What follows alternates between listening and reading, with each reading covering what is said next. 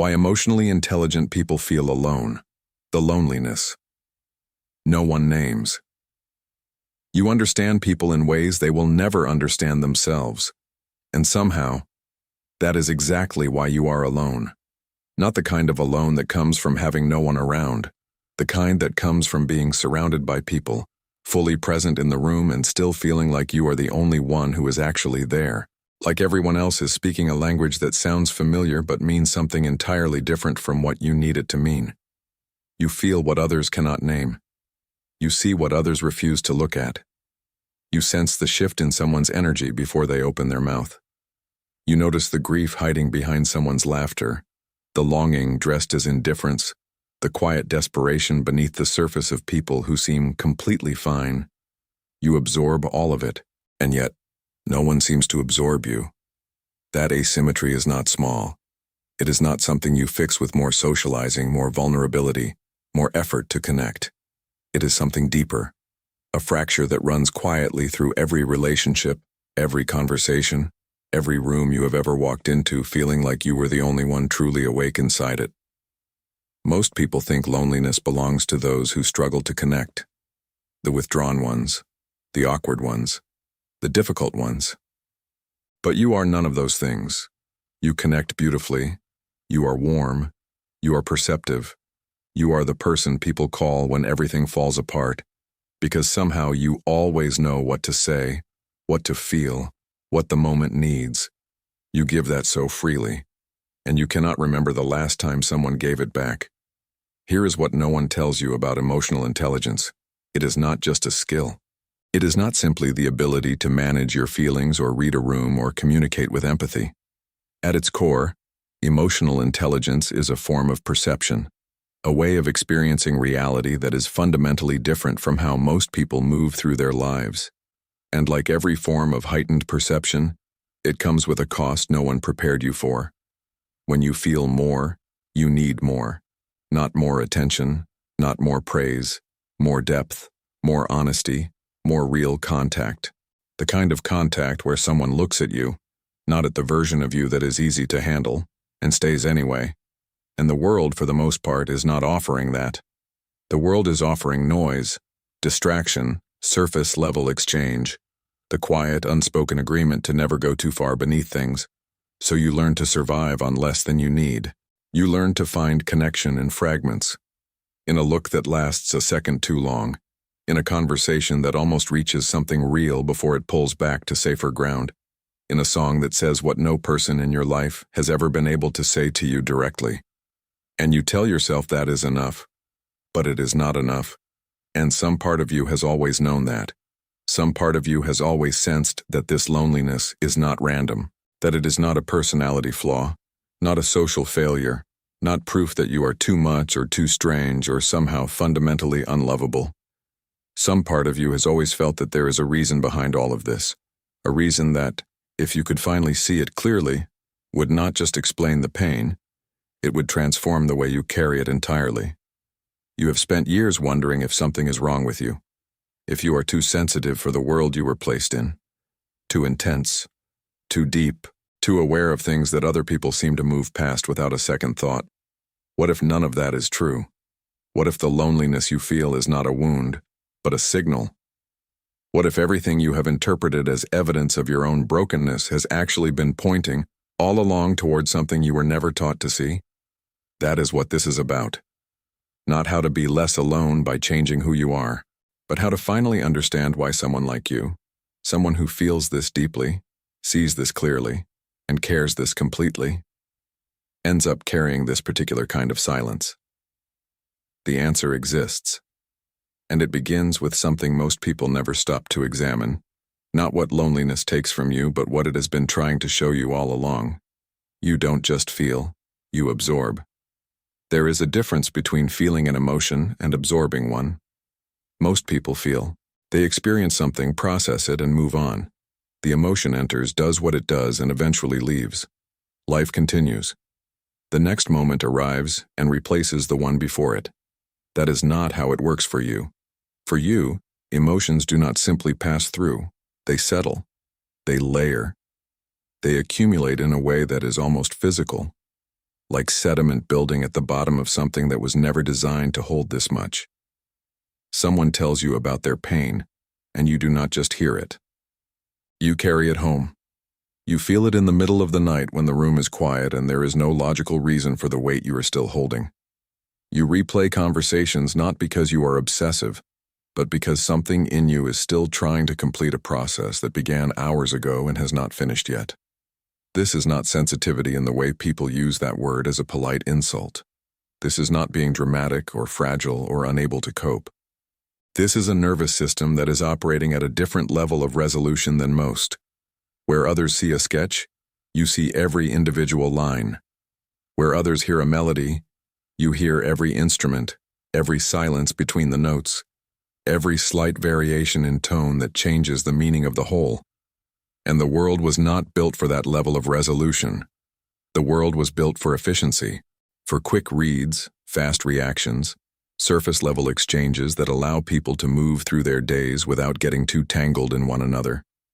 And you have tried, genuinely tried, to operate at that speed, to not go too deep too fast, to let things be simpler than they feel to you. But you cannot unknow what you know. You cannot unfeel what you feel. And every time you try to compress yourself into a smaller emotional space to make others more comfortable, something in you pays the price. That price accumulates. And one of the places it shows up most clearly is in how alone you feel inside relationships that, by every external measure, should be enough. They are not enough. And now you are starting to understand why. Because the problem was never that you feel too much. The problem is that you have been trying to live in a world that, for the most part, feels too little. But the real question, the one that cuts even deeper, is not just about how much you feel. It is about what you did with all that feeling, what you built around yourself to survive it. The room you built around yourself. Nobody builds walls consciously. Nobody sits down one day and decides to become unreachable. It happens slowly, invisibly, in the accumulation of small moments where being open cost you more than you could afford to pay. The first time you shared something real and watched it land without weight. The first time you let someone see your depth and they responded with discomfort or dismissal. Or a joke that was meant to lighten the moment but instead taught you something about what was safe to reveal. The first time you loved someone with full presence and realized they were only capable of loving you from a distance, not because of cruelty, but because that was the limit of where they could go. You learned, not with words but with your nervous system. You learned that full exposure is dangerous, that being entirely seen is a risk that rarely ends in the kind of connection you were hoping for. And so, quietly, without announcing it to anyone, including yourself, you began to build. Not walls exactly, something more sophisticated than that. A room, a carefully constructed interior space where the real version of you could exist undisturbed, while the version of you that the world could handle moved through life on your behalf, warm enough to draw people in, closed enough to keep them from reaching the parts that actually matter. And here is what makes this so painful and so hard to dismantle. The room works. People like you. They feel safe around you.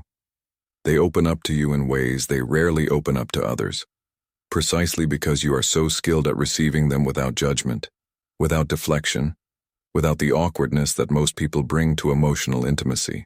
You are exceptional at creating space for others. You just never learned to create that same space for yourself. Inside a conversation, inside a relationship, inside the moments where someone is looking directly at you and you have the opportunity to be as fully present in your own experience as you always are in theirs. Instead, you redirect. You ask another question. You shift the focus.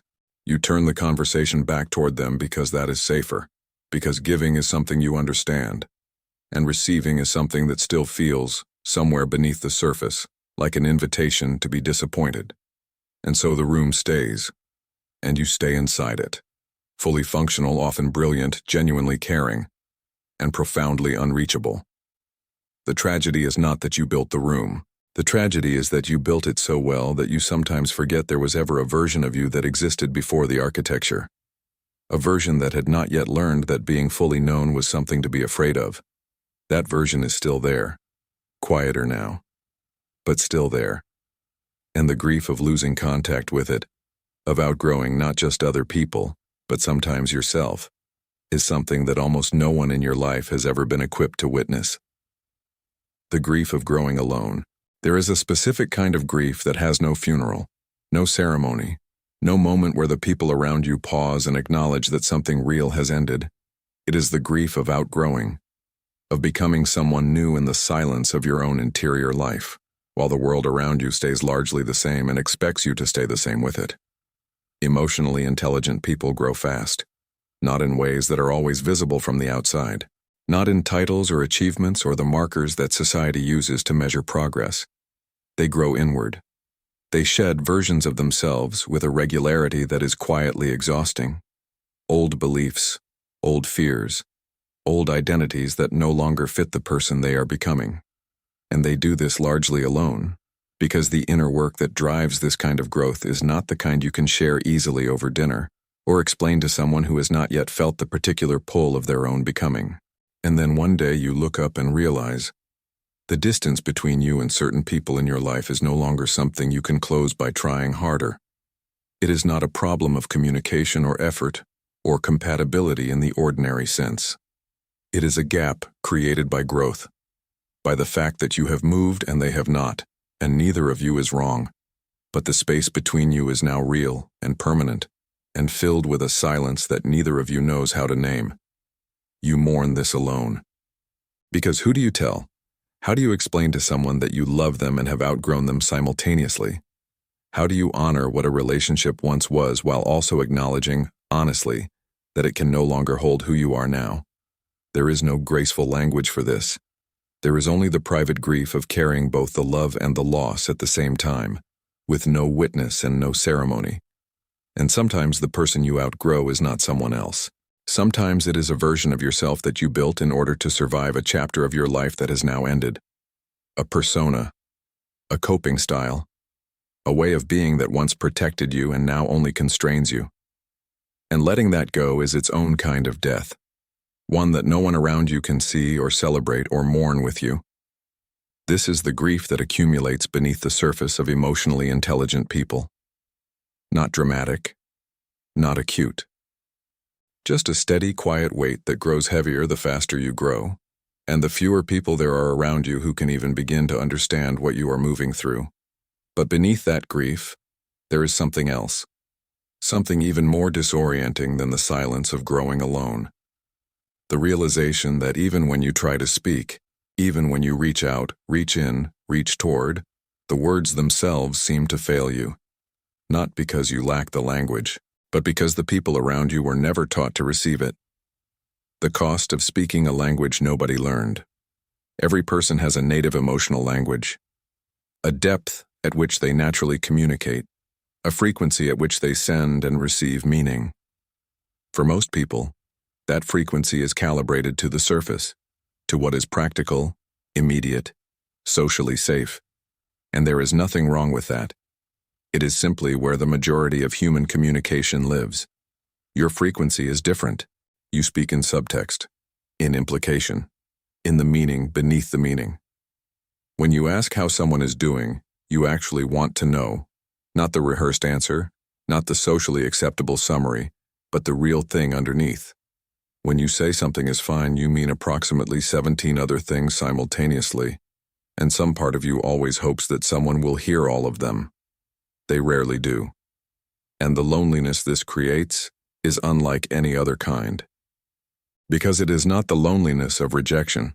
It is the loneliness of translation failure, of speaking clearly in your own language and watching it arrive as noise, of trying to reach someone genuinely, carefully, with everything you have, and finding that the signal simply does not transfer, not because they do not care, but because they were never taught the language you are speaking. So you adapt. You translate yourself down. You learn to speak in simpler terms, in lighter tones, in the emotional vocabulary that the people around you can receive without becoming overwhelmed or confused or quietly uncomfortable. You become fluent in their language while yours remains largely unspoken. And the cost of that ongoing translation is a kind of invisible exhaustion. The tiredness not of doing too much, but of being too little of yourself, consistently, in almost every conversation you have. There are moments of exception, rare conversations where someone meets you at your frequency, where the words flow without editing, where depth is not a liability, where you finish a sentence and the other person not only follows but goes further. Those moments feel like oxygen, like coming up for air after a long time underwater. They remind you that this frequency of yours is not a malfunction, that it is possible to be fully received. And then the conversation ends, and you return to the ordinary register of your life, and the contrast makes the silence louder than it was before. Because now you know it is possible, and you also know how rarely it happens.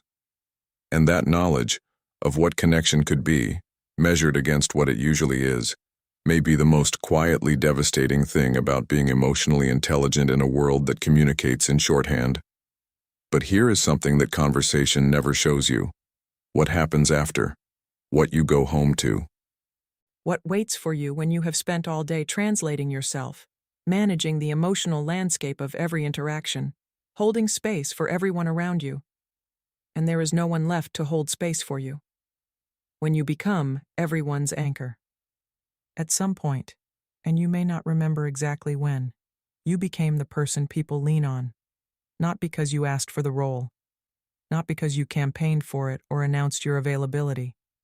Simply because you were there and you were capable, and you had a quality that is rarer than it should be. The ability to hold someone else's pain without flinching, without rushing to fix it, without making them feel like a burden for bringing it to you. That quality is real, it is valuable, and it has cost you more than anyone around you knows. Because being an anchor is not a passive role. It requires constant, invisible labor. The labor of listening at full depth when most of you is already tired. The labor of setting aside your own internal weather to make room for someone else's storm. The labor of tracking not just what people say, but what they mean, what they need, what they are afraid to ask for directly, and then quietly providing it, without drawing attention to the effort, without asking to be seen for what you are doing. You do this naturally, and because you do it naturally, people assume it costs you nothing. They assume that your capacity for emotional presence is inexhaustible, that you can absorb their fears at midnight and wake up the next morning ready to absorb more, that the wellspring of your understanding is infinite and self-replenishing and does not require the same tending that their own emotional lives require. They are wrong. But they have never been given reason to question it, because you have never shown them the depletion. You have learned, somewhere along the way, that showing your own need makes people uncomfortable, that the version of you that is asking for support is harder for people to be around than the version that is giving it. So you contain it. You process alone. You bring your fullness to every relationship and take your emptiness home, and the loneliness this creates is perhaps the most painful variant of all, because it is surrounded by people who genuinely care about you, who would be devastated to know how unseen you feel, who believe, with complete sincerity, that they know you well and show up for you fully, and you cannot bring yourself to correct that belief, because doing so would require a vulnerability that feels more dangerous than the loneliness itself. So the dynamic continues. You anchor, they lean. The relationship feels balanced from the outside and profoundly asymmetrical from the inside. And slowly, beneath the surface of all that giving, a quiet question begins to form. One you rarely let yourself ask out loud. Who holds the person who holds everyone else? The answer for most of your life has been no one. And the adaptation you have made to that answer is one of the most sophisticated and self-erasing things a human being can do. You learned to need less. Or more precisely, you learned to perform needing less. To shrink the visible surface of your own hunger for genuine connection until it became small enough that its absence did not feel like loss. But it is loss. It has always been loss. And the performance of not needing what you deeply need has required something from you that no one ever asked permission to take. It has required you to wear a mask, not a dramatic one, The most convincing kind, the one that looks almost exactly like your real face. The mask you wear to belong. It starts small. A joke you laugh at that does not actually land inside you. A topic you let go of because you can feel the other person reaching their limit, even though you were only just beginning. An opinion you soften. An observation you swallow. A feeling you fold quietly back into yourself because the room was not built to hold it and you knew it before you opened your mouth. Each individual moment seems minor, reasonable even. Social life requires calibration. Everyone adjusts themselves to some degree in different contexts. That is not pathology. That is how people coexist. The problem is not that you adjust. The problem is how much and how constantly and what the accumulation of that adjusting does to your relationship with your own interior life over time. Because every time you compress yourself to fit a space that was not made for your depth, you send yourself a message. It is not a conscious message. It does not arrive in words. But the body hears it, the nervous system registers it, and the message, delivered again and again across years of social calibration, is this: who you actually are is too much. What you actually feel is not safe here. The real version of you requires management before it can be allowed into the world. And so the mask becomes less a performance and more a habit. Less something you put on and more something you forget you are wearing. You stop noticing the gap between who you are in public and who you are in private. Because the gap has been there so long, it begins to feel like the natural order of things. You begin to confuse the edited version of yourself with the original, and the original, unfiltered, uncompressed, fully present in its own experience, becomes something you only visit in rare, private moments, when you are alone, when the performance is finally over for the day. And here is what that costs you that goes beyond exhaustion and beyond loneliness. It costs you the possibility of being truly loved. Because the love you receive is always love for the curated version, for the warm, capable, emotionally generous person you present. The one who listens beautifully and needs very little and holds everything together. That person is loved. That person is valued. That person will never be alone at a social gathering. But you, the one underneath, the one with the unfiltered perceptions and the overwhelming inner world and the needs that were never small, that person has rarely been in the room long enough to be loved. Because you have not let them in. Because every time the opportunity arose to be fully seen, something in you calculated the risk and decided the cost was too high. And so you remain known to everyone and seen by no one, present everywhere and genuinely reached by almost no one. Loved for a version of yourself that is real, but incomplete, and quietly starving for something you are simultaneously preventing yourself from having. That hunger does not go away, but something happens to people who live with chronic hunger long enough. They stop reaching for food and start reaching for solitude instead. Not because they have given up on connection, but because solitude, at least, asks nothing of them. Solitude does not require a performance. Solitude does not need the mask. And in the quiet of their own company, something begins to happen that the noise of social life never allowed. They begin, slowly, to hear themselves again. Solitude as the language of the depth. There is a difference between loneliness and solitude that most people never learn to feel clearly because they have spent their lives running from both. Loneliness is the pain of unwanted separation, the ache of needing contact and not having it, the hunger that lives in the gap between who you are and who is available to receive you. Solitude is something entirely different. Solitude is the practice of being with yourself fully, without performance, without adjustment, without the constant low-grade effort of existing inside someone else's perception of you. Loneliness depletes. Solitude restores. And for people who carry the kind of interior world you carry, rich, complex, constantly processing, rarely fully expressed, solitude is not a consolation prize for failed connection. It is a necessity, a non-negotiable condition for remaining in contact with the deepest and most essential version of yourself. In solitude, the translation stops. You do not have to compress your frequency to match someone else's bandwidth. You do not have to manage the gap between what you feel and what is safe to express. You do not have to be useful or warm or emotionally available, or any of the other things that define your role in almost every relationship you inhabit.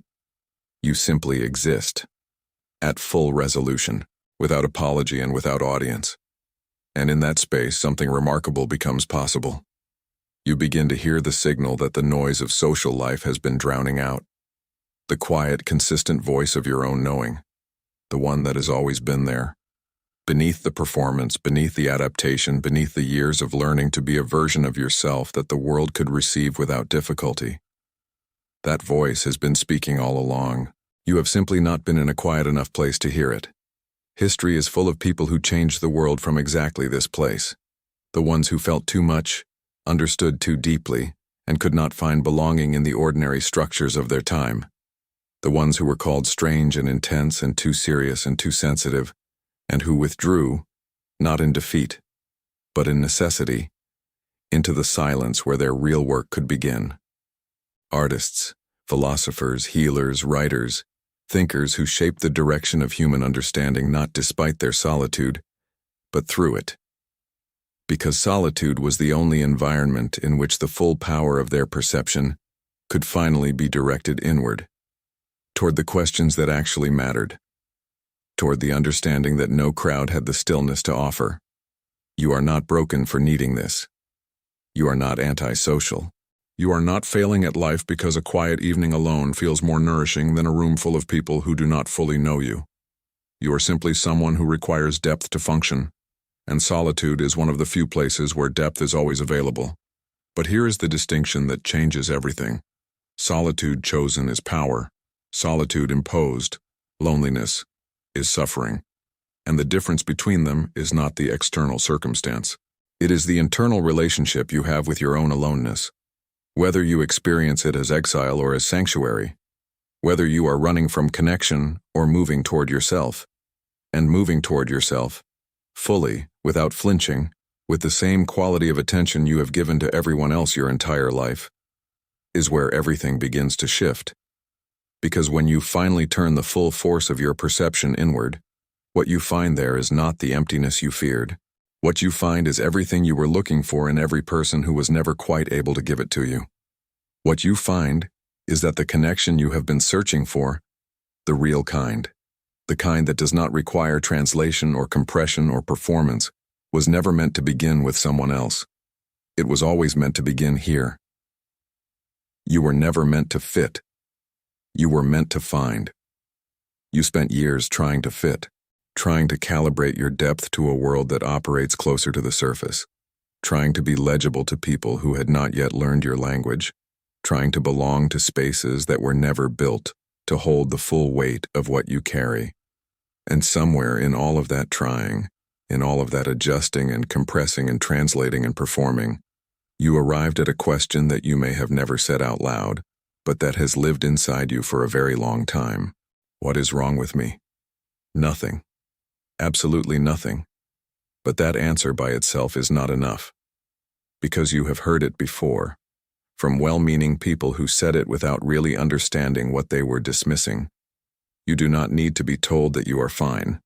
You need to understand at a level deep enough to actually change something, why the loneliness happened, what it was made of, and what it has been pointing toward all along.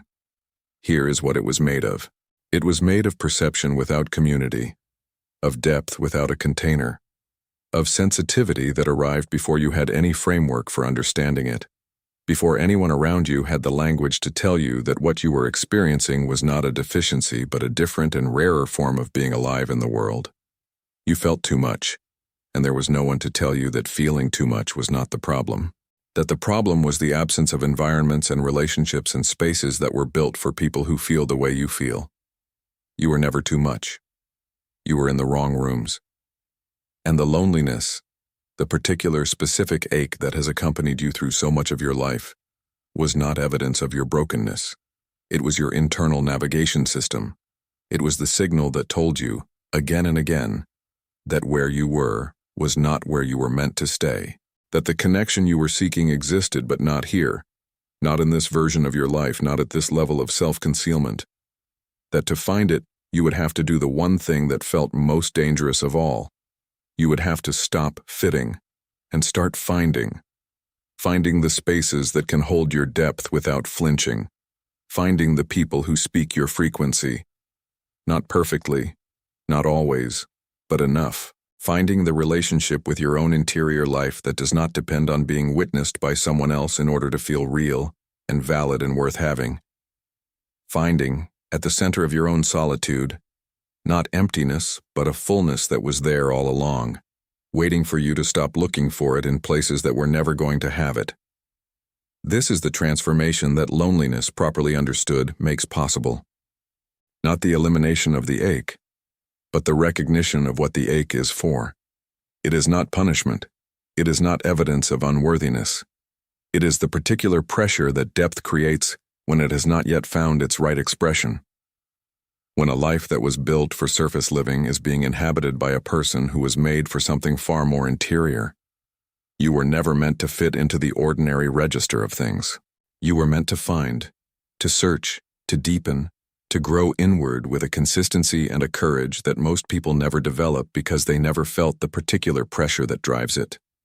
The loneliness was the pressure, and everything it drove you toward, the introspection, the growth, the grief, the shedding, the searching, was not a detour from your life. It was the shape of your life. The specific and irreplaceable path of someone who was always going to feel too much, understand too deeply, and need something more real than the world was offering at first glance. The path does not end with finding the perfect person or the perfect community or the perfect version of your life where the loneliness finally disappears and everything becomes easy. It ends, and begins, and continues, with you.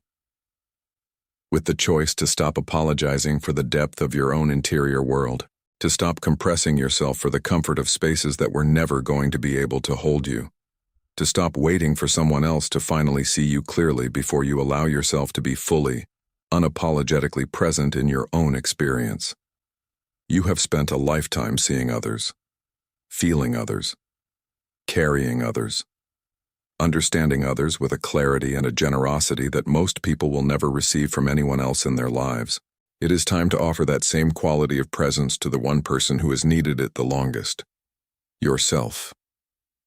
That is where the loneliness ends, not when someone finally arrives who is capable of receiving you, though they may. Not when the world becomes a deeper place, though it is becoming one, but when you decide, fully and without condition, to stop being a stranger to your own interior life. You were never broken. You were always becoming, and everything you have felt, every moment of isolation, every silence that was too loud, every room that was too small for what you carried, was part of the becoming. The question was never, what is wrong with you? The question was always, are you finally ready to meet yourself? That question belongs to you now.